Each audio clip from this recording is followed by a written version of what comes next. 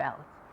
Now it was Ian Wilkinson's job to ensure that that dreadful fate did not befall her, and he recognized the immediate difficulty of perception faced by his client. The mere fact that, hey, cocaine is found in a suitcase, you admit that it is your suitcase, therefore you're guilty. It's as simple as that. But Ian Wilkinson is nothing if not a confident lawyer, and he was well prepared for this case with several troubling questions for the prosecution to answer. Who checked in the suitcase? Who was the customer service rep? Who put it on the conveyor belt? Who took it off the conveyor belt? What was the route of the conveyor belt? In other words, did anyone have an opportunity to do anything with it while it was on the conveyor belt? Fine, there might not have been any such opportunity, the time might have been short. But Mr. Maxam, who took it off the conveyor belt? He anticipated that the judge would have had to consider several inconsistencies and evidentiary problems. From the very onset, when I got up to cross-examine Corporal Patterson, we put to him the fact that there were 2 bottles of sorrel in her suitcase. And when it was opened, she said, "But where are my bottles of sorrel?" So it wasn't something she made up when she got up to speak. 2, there were so many gaps. And when she was speaking, the judge must have been filtering through the evidence and saying, but there's a gap there. And what she has said has exposed this gap or highlighted this gap. The prosecution's case was largely circumstantial. Circumstantial evidence must point, as the cases say, in one direction only. So Justice Carey is in the news now for a different reason. But when he was sitting in the Jamaican Court of Appeal, gave a decision in a well-known case named Everton Morrison, that when you have circumstantial evidence, it must flow in one direction. You really must have other explanations which are possible.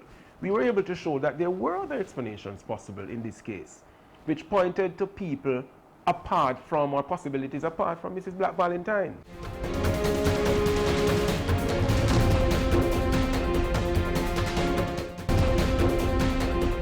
Dr. Joan Black Valentine, accused of smuggling drugs, was tried in the resident magistrate's court.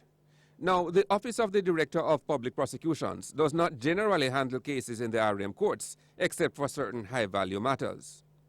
So most of these cases are prosecuted by clerks of the court, and many of these officers are inexperienced or overburdened by their heavy caseload.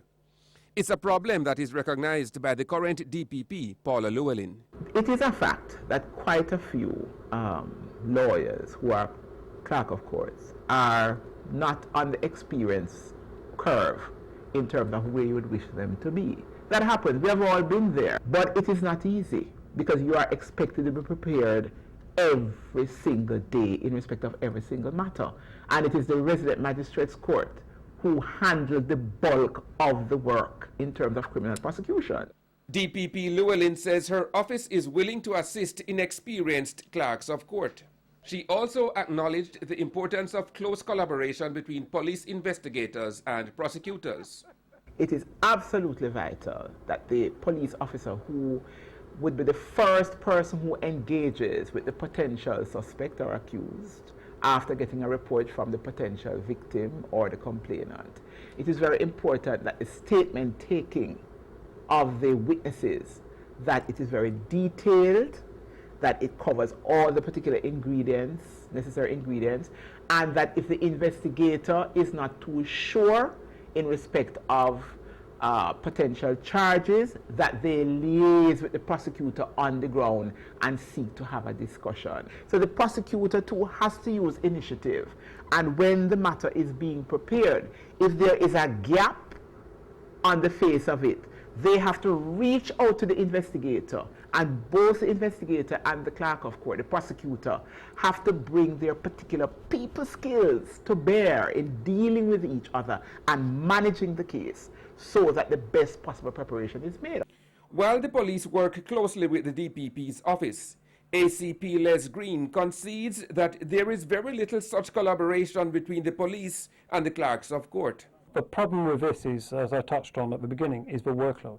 A clerk will stand on his or her feet with 50, 60 cases in front of them to try and address in a day. They just cannot handle the workload that they've got in front of them. So when they've got 50 or 60 cases, they have 50 or 60 investigators. They have 100, 200, 300 witnesses, etc. So their report just isn't there. They're not able to concentrate and build up the professionalism that they need to do to manage that prosecution. For many reasons, unlike the Black Valentine case, the majority of criminal matters in Jamaica are never brought to trial. And many of those which eventually come to trial do not stand up to close scrutiny. ACP Green readily acknowledges that there is a need for improvements in investigation and case preparation.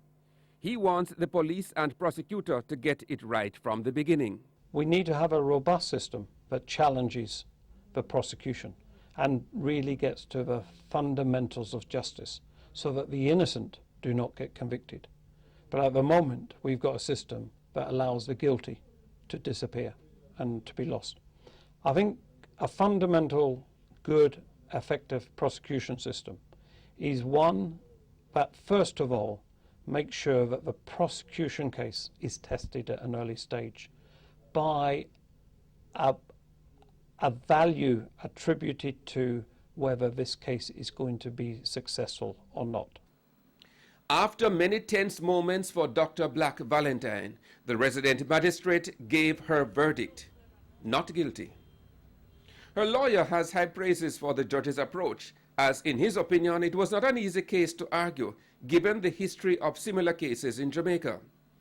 Above all, however, was his belief in the credibility of his client. She chose to give an unsworn statement. From a strategic standpoint, the problem with sworn evidence was that her evidence would be stop-start, stutter.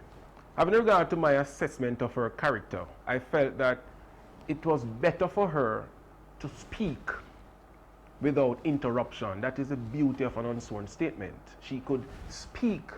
And with an unsworn statement, there's no assistance from anybody. It's you and God alone. So she spoke, sitting there as her lawyer. Yes, I'm her lawyer, but I believed her. You know, and I'm not surprised that the judge believed her. But it will take some time for Joan Black Valentine to put this experience behind her. It affected her in many ways, including her professional life. I was put on leave without pay from the university hospital, and it's something that I am not pleased about. And she's left with a much stronger perspective on Jamaica's criminal justice system.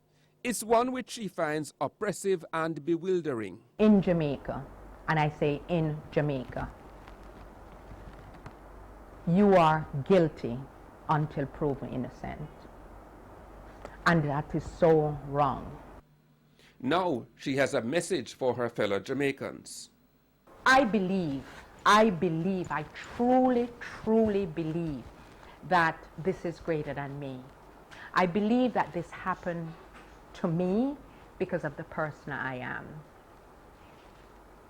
I could have just go quietly and go on with my life. I don't want to do that. I want this to be known. I want this to get out there in the public. I want people to be aware. I want the judges to be aware of what's happening.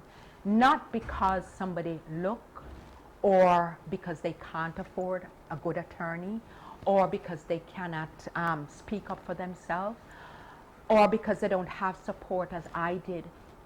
It's not necessary that they are guilty. And so we close with this rather troubling question. If indeed this happened to Dr. Black Valentine, is anyone checking in a bag at the airport safe from a similar fate? I'm Earl Moxon, and this has been On Assignment on TVJ.